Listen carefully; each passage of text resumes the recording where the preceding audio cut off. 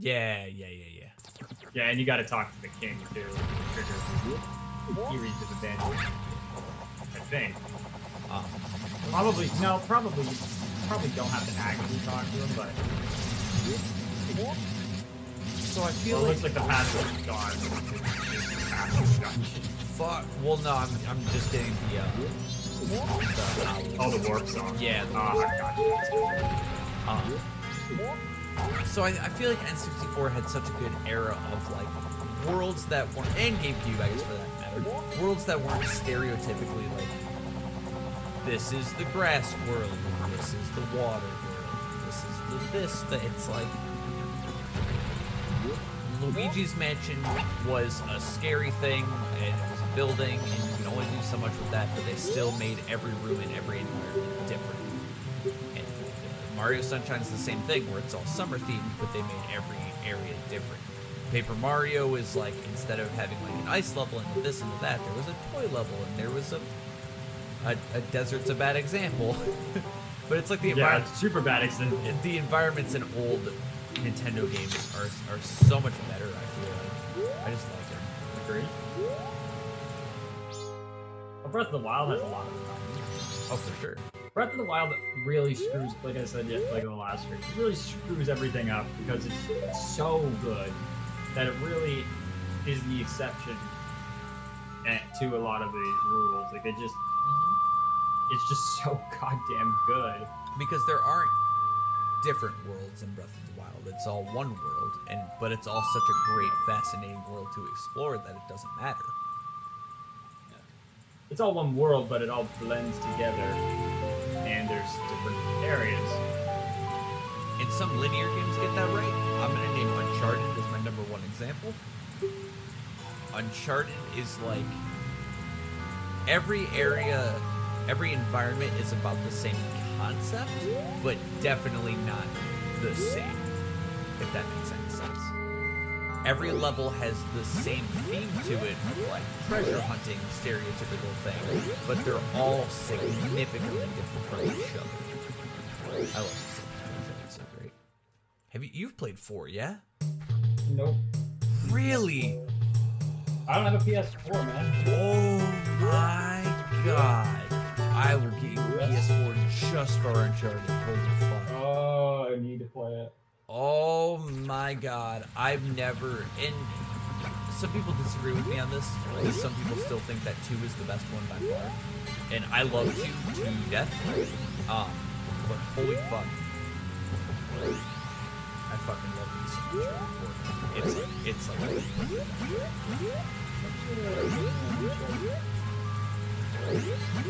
My opinion about the first 3 Uncharteds in general is that they're great, but they drag out a little.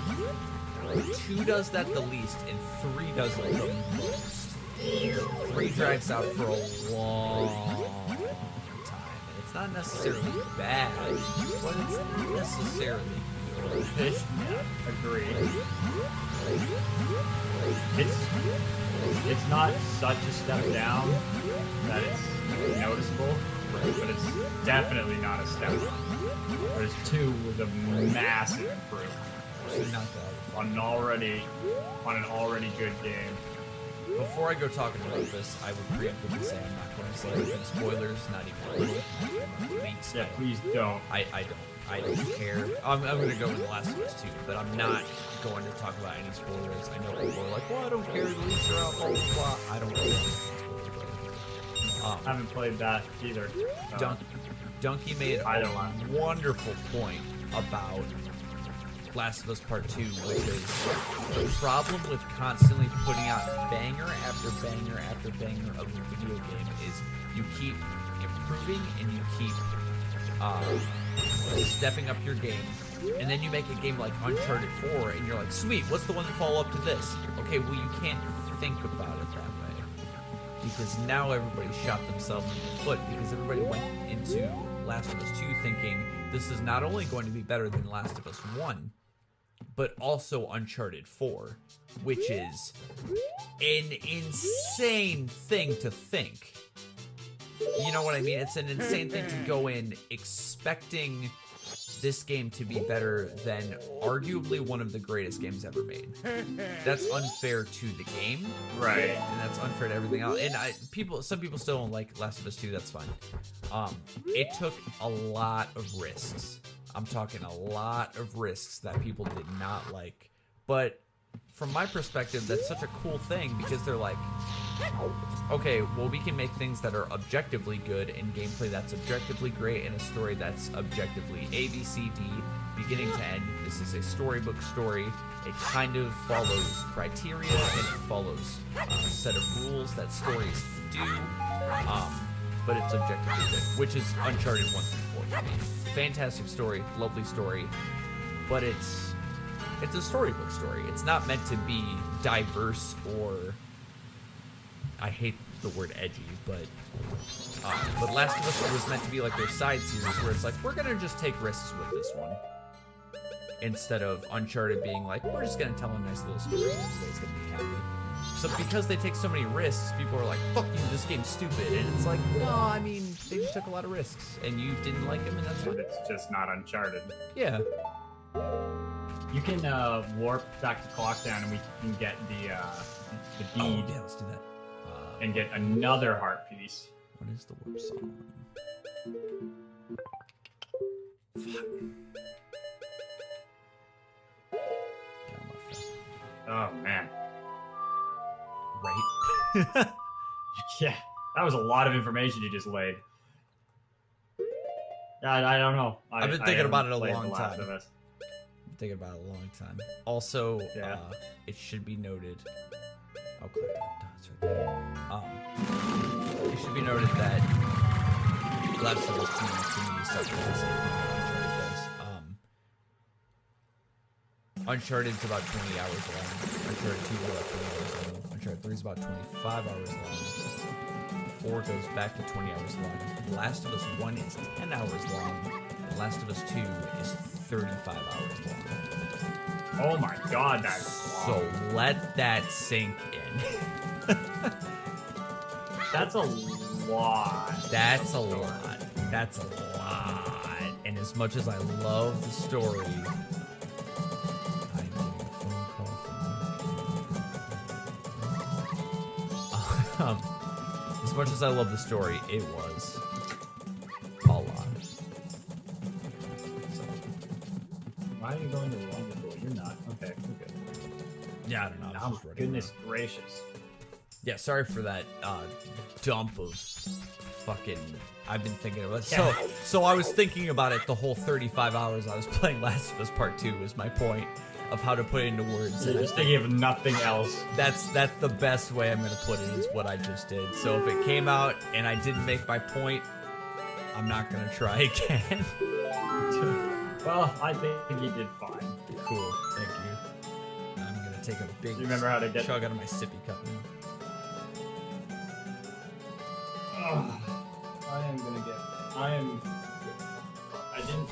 made such a stupid mistake last night. So I watched the Red Sox and Jays were playing an exhibition game. I'm so excited baseball comes back tomorrow. I cannot wait. But I was so tired at the end of the game. I was like, I don't need to take a sleeping pill because something else that I got prescribed in the hospital, sleeping pills, because it was really and I still take it. And I didn't take one last night, and it was such a mistake. I was up all night. Just tossing and turning, could not get comfortable. Was there like a point in the night? Sorry to cut you off, but was there a point in the night where it's like, oh, it's actually too late to take this pill? I'm fucked. Yep. Oh yeah. That sucks. Well, what really sucked was in the hospital. So they check your vital signs every 4 hours, like, and during the night, the nurse, whoever happens to be on duty, will like open your door to make sure you haven't like died. Like You alive? You laugh. Okay. No, you laugh, but that's literally the job. Because like my door was pretty much always closed, Yeah. and they do it super quietly. but they peak in at least once an hour. So the problem I was having is they do vitals at 11. So usually it's right around like now, maybe an hour from now that I was normally getting set to go to bed. But if you take it then you would fuck yourself because you'd be up again in like an hour. Right. So what I had to do was wait around until like 10:30, take it then when they came in to do the 11 o'clock vitals, I could just go right to sleep afterwards and sleep through until the 5 o'clock vitals, which sucked ass because the 5 o'clock vitals way harder to get back to sleep to. The observatory music is great. The music in this game is really good. It's all good. Like the original tracks are. I don't know if I'd say they hit harder than Ocarina of Time. They definitely vibrate a lot. It's hard to compare. Yeah, you gotta roll into that guy later. He just drops the shit. Cool. The dude you were shooting at. Yeah. But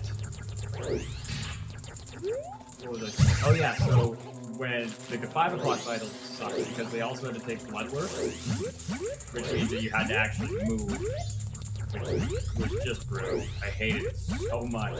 Yeah. You were telling me about it when you were there. Oh, it sucked. You're like, I gotta get to bed because I gotta do this dumb fucking thing. And I was like, oh man. Yeah. But once, I can't remember what point it was, but some event took place. God, everything just blends together. Where I decided that I no longer gave a shit about waking up.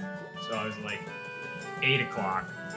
The night nurse would come in and check and like do her first rounds and do the first set of vitals. I say her. There were a few male nurses who were awesome, by the way. But for the most part, it was her.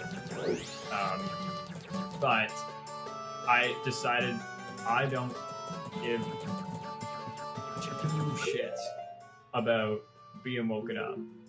So I'm just give it to me as soon as you can and I will go to sleep. And I always did, and it was great. And I realized how stupid it was to wait up an extra like 3 hours just to avoid a slight wake up inconvenience. Yeah. I definitely feel the same way, though. Obviously not in the same sense, but I always do that thing where we have these little like melatonin like gummy things, legal over the counter ones. And I always feel like a little bit drowsy after I use one to help me sleep. But there's that point at like, say I have a shift at like 6 a.m., so I need to be up at 5 a.m. So I have trouble sleeping, and then by midnight, I'm like, okay, I have two options. I can continue to struggle to sleep, or I could take this gummy and really sleep, but have a real fucking time waking up in the morning. Because that thing is going to drag my ass down as far as it can go. Yeah. I feel that. I've seriously started to not care. I hope I don't, like, I hope it's not a dependence thing. Not that there's anything, like, dangerous in it, but I don't know. I would hate to not be able to sleep forever. Yeah.